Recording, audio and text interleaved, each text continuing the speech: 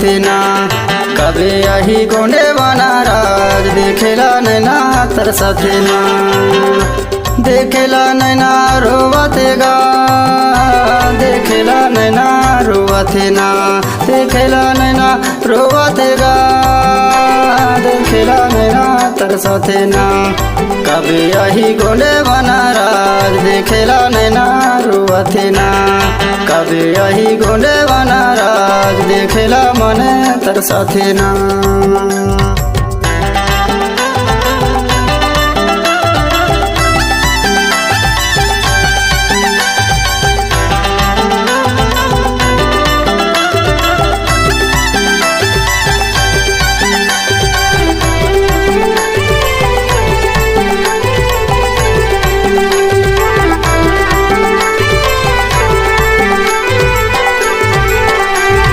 पहले जमाना में बहनी भाई पुरख के आन रखैया हैगा पुरख के आन रखैया।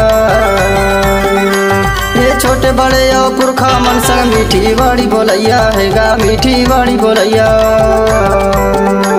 देवी ददन के मैं मजनैया दाई दादन के सेवा करैया कहाँ गए राज देखेला नैना रुआथे ना। कभी यही गोंडे बना राज देखेला मने रुआथे ना। कहाँ गए गोंडे बना राज देखेला मना रुआथे ना। कभी यही गोंडे बना राज देखेला नैना तरसथे ना।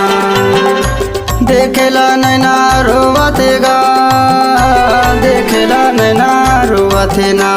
देखेला नैना रोवतेगा देखेला नैना तरसथे ना। कभी यही गोंडे बना राज देखेला नैना रोवथे ना। कभी यही गोंडे बना राज देखेला मने तरसथे ना।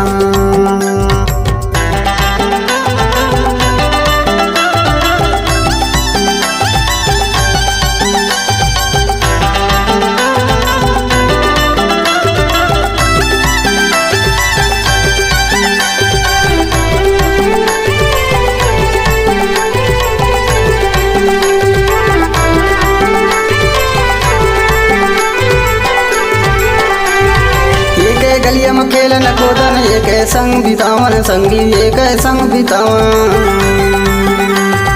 अबे आगे मोबाइल जमाना गोंदी देख देख घुसन संगी गोंदी देख देख घुसन। ये सगा परिवार बैठ नहीं पावन सही इतिहास समझ नहीं पावन होगा अनवीरान। देखेला नैना रुआथे ना। कभी यही गोंडे बना राज देखेला नैना रुआथे ना। कहाँ गए गोंडे बना राज देखेला मना रुआथे ना। कभी यही गोंडे बना राज देखेला नैना तरसथे ना। देखेला नैना रोवतेगा देखेला नैना रोवथे ना।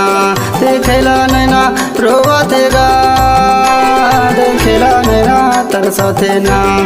कभी यही गोंडे बना राज देखेला नैना रोवथे ना। कभी यही गोंडे बना राज देखेला मने तरसथे ना। देखेला मने रुआथे ना। देखेला मने रुआथे ना। देखेला मने रुआथे ना। देखेला मने रुआथे ना। देखेला मने रुआथे ना।